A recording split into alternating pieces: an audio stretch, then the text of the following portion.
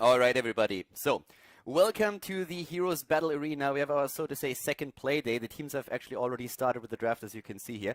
Abathur and Tyrande were banned out, and both of these heroes are incredibly strong when it comes to the combo potential that you can get.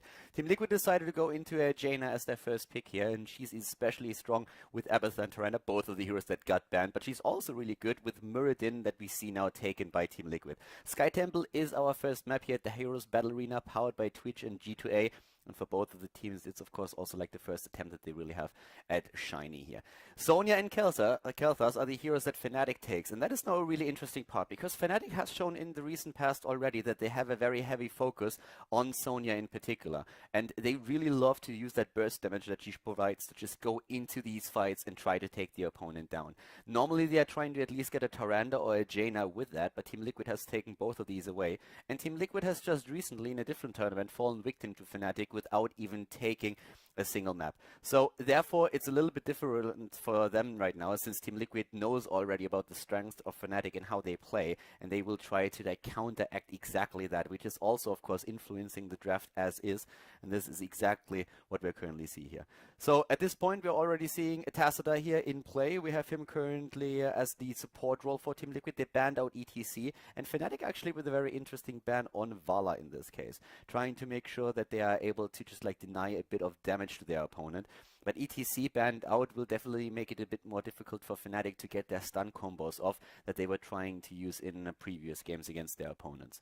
So at this point right now we have with Tassadar already TeamLiquid in a pretty solid position when it comes to their own position here on the map. Tyrael is being picked for Fnatic right now, once again catering to that aggression that we oftentimes see from them. They can go in with a Tyrael and also of course with a Sonya here.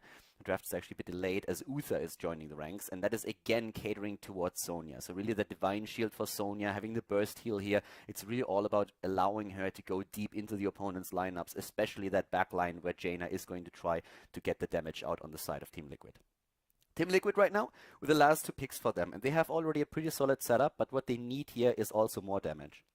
They could theoretically go into a second healer if they really wanted to and decide to play, let's say, a Karazim. But Tassadar has been played as a solo support, and it's actually one of the things that Get Amhead, one of the newer additions to the TeamLiquid lineup, has been showcasing over and over again. A Falstad starts things off here, and he of course adds he adds utility to the team with the Mighty Gust on the Temple, but he's also in a position where he can provide the damage with an auto attack build. We see also a lot of positioning focus for Falstad now with with the barrel roll upgrades on all of the talents, especially on level 4, for example, sometimes even on level 1. And TeamLiquid now has to make that decision about an additional frontliner. If they really decide to go with such a heavy front, they can go into an Arthas here, but they have different options as well. And a Nubarak against Uther would also be a tool that you can use here. With all of these heroes, of course, you have always to keep in mind that they need, or they should at least have some kind of self-sustain if you do not play with a second healer, because Tassadar alone is pretty strong, but still you need to have a bit more than that. So yeah, at this point we're having TeamLiquid running down their time pool. Sky Temple of course is only the first map. I probably mentioned it before, but I want to highlight it again. We have a best of 3 series here between the two teams and our start of the tournament, or of the bracket, and we're going to talk about this of course like in the future quite a bit, but for now at least we're having the first starts, and it is a Stitches. Now that is a bit of a surprise here. Stitches, a hero that is usually played, if at all, with either Uther or Tyrande. I don't really think that Fnatic would have taken Stitches, so TeamLiquid was probably not afraid of it and trying to take something away, but now if they are talking about a follow-up stun, they kind of have to rely on Muradin. The cool thing is and look at that. Thanks for the support, brother. Alright, so the stream viewers have also officially arrived on the stream right now. Thanks, bro, for the donation, my friend. Good evening. Smiley face. Yeah, apparently somebody is hyped for the Stitches as well. It wasn't only me who got excited here. So yeah, thank you very much for that. But guys, as you can see, that Stitches is also working quite well with the Tassadar and the potential force wall that we now have on the side of TeamLiquid. It's actually like interesting if you think about the potential mind games that we see there. Leoric is on the side of Fnatic, their last pick, and that is again a frontliner that they can use to go in with a Wraith Walk if they want to play aggressive and maybe put an additional focus on heroes like Jaina. So a pretty cool setup in general that we see for both of the teams, but for me personally, that Stitches is definitely the hero that is currently making most of it happen. I kind of like that we are seeing here in the game, because Stitches is just an awesome hero, having these hooks and just like seeing players that are attempting to get these hooks in time is pretty cool. It's one of the best skill shots in the game, and I mean the effect that you can have really on an opponent's team is absolutely insane. We're not talking only about the potential of like getting that long distance hook and turning the fight after a bursted down hero into a 5 versus 4, but it's also just this potential that you have to just scare your opponent. Every single time when these hooks hit and when they fly in, no matter if they hit or not, your opponent has to be careful about what they do. And well, thank you for that, my friend. Resub for 9 months. Look at that. Cheers, brother. And the first game is going to start in a sec. The players are actually getting ready for our first map here. And guys, I'm excited for this. As I said, Stitches, when he starts hooking, everybody is scared, especially, of course, if you're already a little bit behind, and then these hooks can like change the game once again. But for now, we have a very aggressive setup again for Fnatic, and it caters towards their style. They've been playing aggressive Heroes of the Storm for the last few weeks, like in every single game that we've seen. And this is, of course, exactly what we are waiting for right now as well. We want to see that again, that Sonya that goes deep, Quacknix usually on the hero, and we have also now Shat on the next warrior, and the countdown has started, so we are good to go. And that should become a very sick match. TeamLiquid is countering with a pretty solid and also well-balanced lineup on their own. And in this case right now, they are, of course, trying to showcase especially that solo support capabilities of Tacita, which is one of the newer changes to the game itself. And that was a lot of fun to see how Blizzard is going to balance things out now. And it's actually really exciting to see that Tacita is able to preload these shields thanks to the level 7 talent, Carla's Embrace, and is allowing a team to just play with this Tacita, who can also, of course, add a decent amount of AoE damage, which is exactly what they're trying to use here now. Jaina and Falstad are, of course, their main damage dealers. But, well, the game is about to start, so we're going to jump into our first match here at the Heroes Battle Arena. Let's check it out. I would prepare for your ceaseless battle, if you wish to live, Virgin.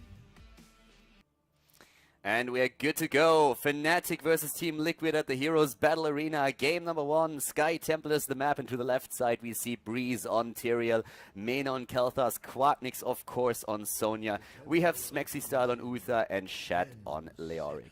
At the same time, to the right side, it's TeamLiquid with Vortex on Jaina. We have Chris on Falstad, Lucifron on Stitches, Gerd Amherd on Tacita, and Lowell is playing Mirrodin. Pretty cool setups for the two teams. The one thing that I really want to highlight again is that these teams faced each other just recently in the Fragmite Masters tournament, and TeamLiquid got absolutely stomped by their opponents. It was not really what TeamLiquid was expecting, as they were trying to showcase their new lineup as well. They got better during this group stage then, after the first initial match against Fnatic, and this is of course their chance for revenge. Because Fnatic has once again a very strong setup, but they were denied a few heroes that were very crucial to their last victory against TeamLiquid. First of all, Jaina and also Tyrande have been denied to them. Tyrande actually even banned out right now. Chris is having fun with the audio sounds here at the bot lane on his skin, so that's going to be an exciting one. Let's see how he can do with this one. I didn't even see that color coordination for him at all. But yeah, that's a pretty interesting touch that Blizzard put onto that Falstad skin here. Quacknix is, of course, going to try and dominate that lane. He has a lot of self-sustain with the Whirlwind, and he's going to try and use exactly that. We already have everybody here in position. Quacknix is starting to move in and just Whirlwinds away for now, as we have the rest of the team split amongst the other two lanes on the map up to the top. We're currently seeing Menace, Smexy style. They're even rotating around. Stitches with the first hook here, already moving in immediately in the burst damage against Smexy style, but it doesn't look like they are able to take one of these heroes down. We have a lot of Regeneration Master talents for both of the teams. A lot of Conjurer's Pursuit here for Uther, Jaina, and Tacita. We see Hungry for More on Stitches, which is of course an amazing talent, especially when we're talking about the later stage of the game, where his hit point pool is just going to be absolutely incredible. It's one of the reasons why against Stitches we oftentimes see giant killer heroes taken. Not so in this game though. We have the temples up on the map, and that means that both of the teams are going to try to aim for this. Here at the Heroes Battle Arena, this is going to be the first map in the best of 3, and both of them are very eager to come out the victor and take that lead in the series. Level 4 is even hitting a bit faster now for TeamLiquid. They're again looking for that hook, but Lucifron this time misses. He had to go back to well, and by now both of the teams are on level 4 and the extra talent. We We have Flowrider taken on false stat, and we also see the Snowstorm for Vortex for the extra radius. Chris at the bot lane is probably having the toughest time right now against a hero like Quacknix. Yes, it's Sonya, it's melee versus range, but if you hit that spear, then of course you can always get close enough to false stat to get a few of these smashes in, and that does so much damage.